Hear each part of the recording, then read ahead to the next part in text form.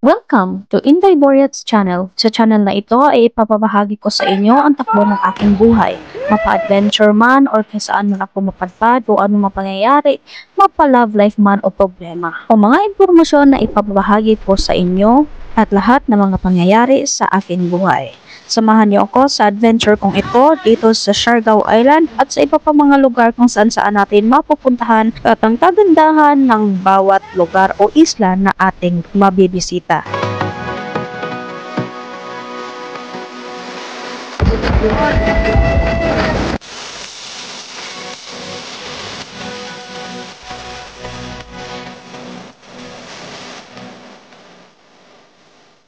Pagkatapos ko sa Maasin River ay paglabas ko ay nakita ko itong shell na naman na ito mga inday. Sa past video ko doon ako sa Siquijor na nahilo ako sa shell na aking nakain dahil nga hindi pa ako nakakain ng mga shell na ito kaya ko sinubukan. At ayun, nahilo ako at hindi ako natunawan at suka ako ng suka pagkalipas ng 2 oras. At may iba na namang shell ako nakita dito. Ang tawag po daw nila dito ay tuay. So gusto ko siyang itry pero konti lang po kasi natatakot na po ako kung mahilo pa ako o magsasakit naman yung tiyan ko o susuka pa naman ako.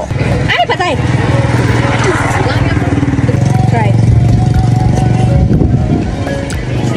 Pagkakain ko ay wala lang po siyang kaibahan doon sa kaang or saang na aking nakain doon sa Siquijor mga inday. Parang same lang siya. So, medyo hesitant na akong magkain pa ulit ng marami. So, for taste na lang ito mga inday. At hindi pa ako na-satisfy sa una kong kinain. Pili pa ako ng malaki to prove talaga kung ano talaga yung kakaibang lasa niya doon sa unang shell na kinain ko. Kaya nagsubok ako ulit ng isang malaking tuay.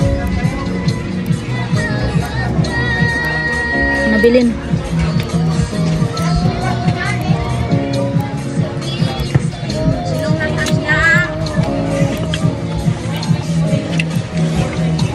Okay. Try ko na mga inday.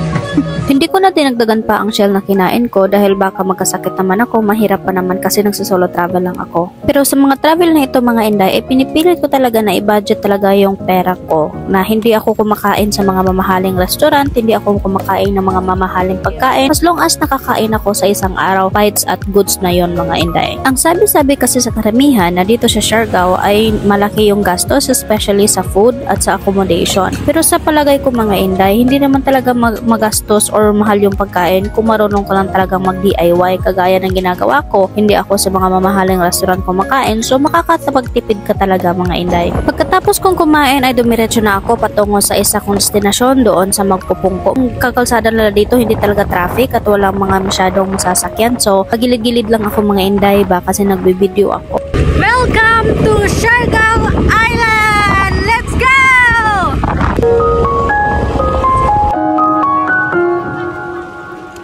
Pagdating ko dito sa Magpupungko pool mga inday is maraming tao. So maganda siya kasi para siya talagang pool pero nasa dagat siya.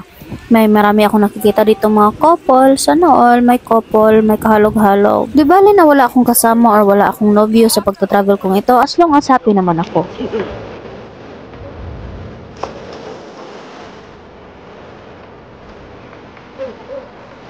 Malamig at malinaw ang tubig nila dito mga inday. So dito na muna ako dito sa kilid na malaking bato dahil sobrang init na 12:00 na po ng tanghali na naka-video ako na yan. Pero hindi ko inakala na after ko maligo-ligo dito mga inday ay nangangati ng todo-todo yung katawan at saka mukha ko. Ganito po ang katawan ko or mukha ko mga inday kapag nakaligo po ako ng madumi na tubig. Klarong-klaro yung paa ko dahil sa linaw ng tubig mga inday at buti pa yung paa ko mas maputi pa kaysa mukha ko.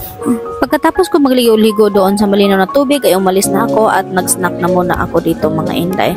Alam niyo ba mga inday na kayong travel na 2024 ay minamanifest ko talaga last year na sana sa 2024 is makapag-travel ako. Doon ko kasi nabuksan yung utak ko, yung isang taon kami magkasama ni Eric pero yung destinasyon namin is nasa Cebu, Condo, SMC side, pauwi sa probinsya namin, balik ng Cebu, SMC side, ganun lang yung mga ginagawa namin ng isang taon kami magkasama. At nung na-stranded kami sa Bohol, sa Tagbilaran Port, akala ko is makakapagpunta na ako, makagala-gala ako ng Bohol dahil nga na-trap kami doon dahil sa bagyo. Pero akala ko lang, pero 3 days lang po kami nasa hotel lang po talaga kami mga inday at never niya akong dinala sa labas. Kaya minamanifest ko na sana dumating ang pagkakataon na makapag-travel ako sa lugar na gusto kong puntahan at maranasan at makita kung gaano gaano kaganda ang bawat isla o lugar na aking mapupuntahan. Talagang proven and tested talaga yung mag-manifest ka sa isang bagay. Not just only manifesting but samahan nating gawa at tiyaga. Habang ako na sana ay papaalis ay may isang bata na dumating mga inday at sinasabi niya sa akin, sobra napakatukatig tong bata na ito at sinasabi niya sa akin na wala na daw siyang mama.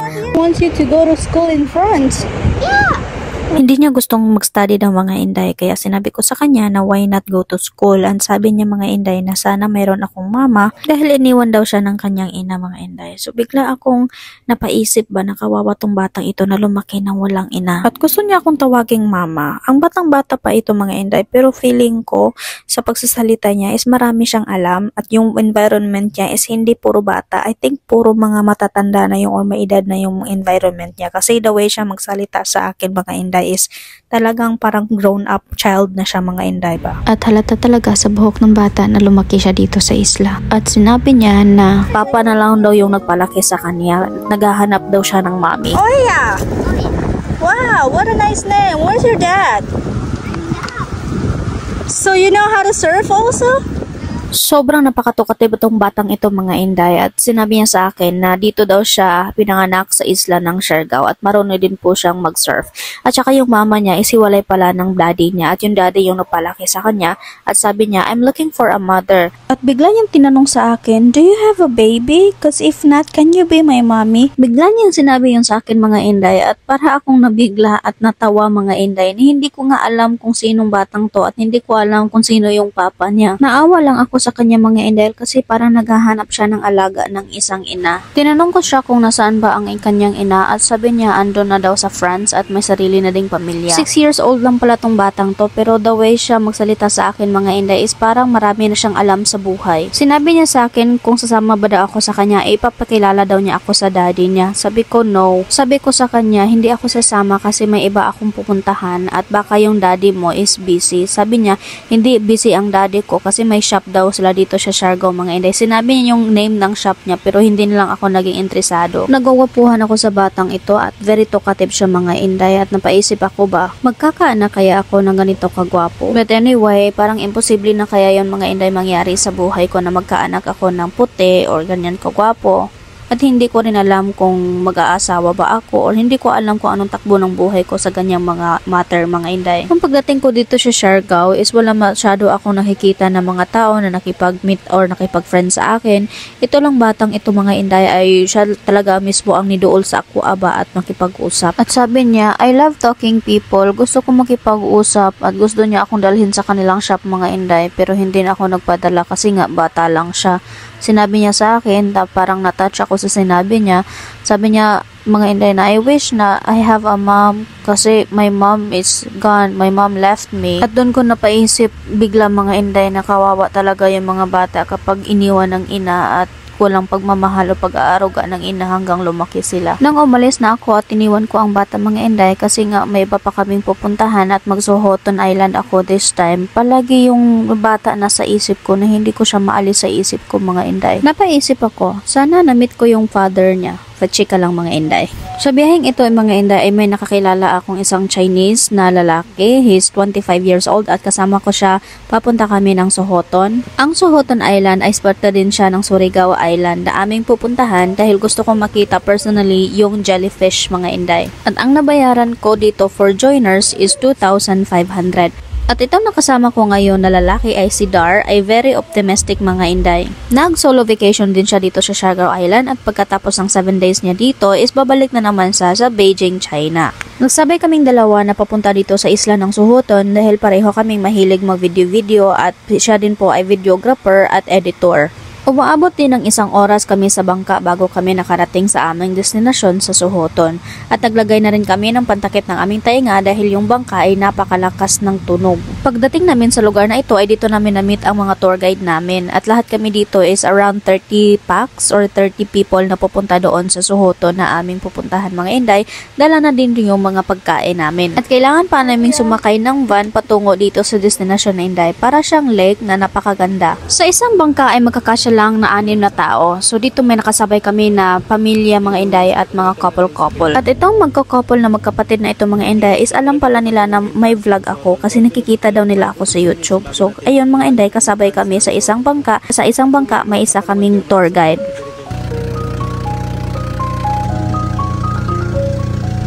Pagdating namin dito sa Sohoton ay nakikita ko na napaka-crystal clear ng tubig at dito kami papasok sa isang cave mga Inday para kami makapunta doon sa jellyfish. Yung pumasok na kami at nakita kong kuweba na ito mga Inday, I decided not to touch in the water kasi iyan yung rason sa mga sakit-sakit ko ngayon sa balat ko mga Inday dahil hanggang ngayon andito pa rin yung sakit-sakit sa balat ko dahil nung nagpasok kami ni Irene sa cave 4 hours mga Inday at maraming mga bat or yung mga ibon sa loob na nangingitlog o nangingiti mga Inday. I think yun yung reason kung bakit ako nagkaroon ng skin problem until now. At tinanong ko yung tour guide namin kung marami ba mga paniki sa loob at sabi naman nila is wala naman. Nung pumasok kami sa mga cave na ito mga Inday is hindi na siya bago sa akin kasi nga yung place ko is cave capital of the Philippines. We have more than 204 caves na aming lugar.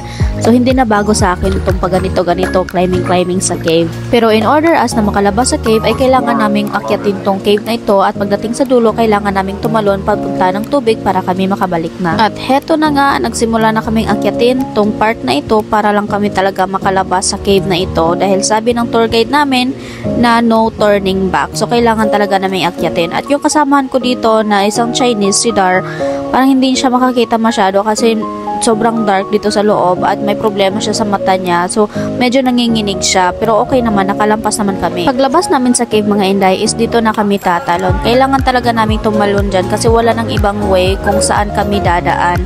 At yung ibang kasamahan ko dyan mga Inday is hindi muna nakapagtalon dahil takot sa height. Ako siguro mga Inday na immune na ako sa mga talon-talon na ganyan. Nung nag-start akong tumalon sa plane yung 10,000 feet, diretso-diretso na yung talon ko dyan mga Inday. Hindi kagaya nung una na para bang naghaduha pa ko kung tatalon ako or hindi kasi natatakot ako. Itong si Dar, parang tatalon siya or hindi kasi natatakot siya pero wala kaming ibang way mga Inday kasi hindi na pwedeng bumalik sa cave so kailangan talaga namin tumalon. At ayun na nga, first time in his life na nakatalon siya na ganito kataas mga Inday.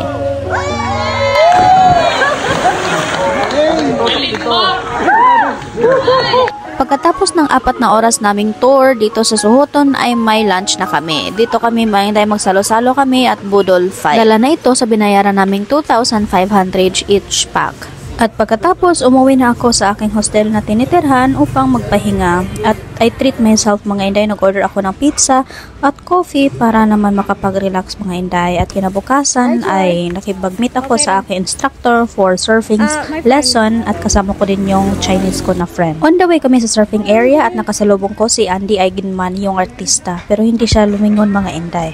First time ko pa magsubok mag-surfing, so yung alon dito sa Cloud9 mga Inday is napakalakas. At ilang ulit-ulit akong nahuhulog sa tubig at sa board ko mga Inday na dahil hindi siya easy nung una pa lang. Pero yung after 7 times mga Inday na nalaglag ako sa tubig, finally nakapag-balance na ako. At ang ganda sa feelings na yung marunong ka na mag-balance sa iyong sarili sa board mga Inday sa wave. 2 oras akong nag-surfing mga Inday at dahil nga sobrang init, so pagod ang labas nito mga Inday. Pagkatapos ng 2 oras ay nagpunta kami sa restaurant ni Andy Eigenman para mag-breakfast at timing mga Inday kasi competition ng surfing yan at dumating si Andy Eigenman sa kanyang restaurant at gusto ko sana magpa-picture sa kanya kasi nga artista diba? At naghanap ako ng perfect timing para makapag-picture sa kanya so while waiting for the perfect timing mga Inday is kumakain na muna ako ng libreng ice cream at since parang wala talagang time si Andy Eigenman mga Inday at tinawag ko siya na hi Andy ano nga pwede magpa-picture pero hindi niya talaga ako pinansin at parang snub lang ako mga Inday so nawala na ako ng gana so umuwi na lang ako. At perfect timing mga Inday dahil on the way na sana ako papunta ng Afam Bridge pero nakita ko si Beauty Gonzales at perfect na rin kasi nagkasabay kami mag-park so nakapagpa-picture ako sa kanya mga Inday. Ang bait-bait niya at napakaganda sa personal, ang flawless ng skin niya mga Inday at hindi siya snabera, talagang nagpapapicture siya sa mga tao. Ako lang talaga yung naawa sa kanya kasi gusto siyang pumunta sa bridge pero hindi na muna siya nakapagpunta ng bridge kasi dyan pa lang mga Inday gidukok na siya mga tao tanan so bumalik na lang siya, umalis na lang siya at hindi na siya nakapagpunta ng bridge. Ang hirap pala talaga maging artista mga Inday kasi wala ka masyadong privacy kung lalabas ka, ang dami magpapapicture. Pumunta na ako dito sa Afam Bridge at hindi naman siya masyadong kagaanong maraming Afam. Medyo marami lang talaga siya mga Filipino pagdating ko dito mga Inday. Pero yung kinakapture ko is mga Afam kasi nga sinasabi nila na ito ay Afam Bridge. Sikat ito ang bridge para sa mga Afam mga Inday dahil every afternoon dito sila tumatambay tumitingin ng sunset kaya tinatawag nila dito ang Afam Bridge dito sa Siargao. At marami din tao dito nagja-jogging, naglalaro ng skateboard at mga nagtatambay ng mga friends mga Inday. So tingnan nyo, hindi pa yan magaanong karami mga tao. Pag bola na yung araw is wala naman ring tao dito mga Inday. So dyan lang po muna nagtatapos ang video ko for today. Please tune in sa ating susunod po na video dito sa Siargao Island.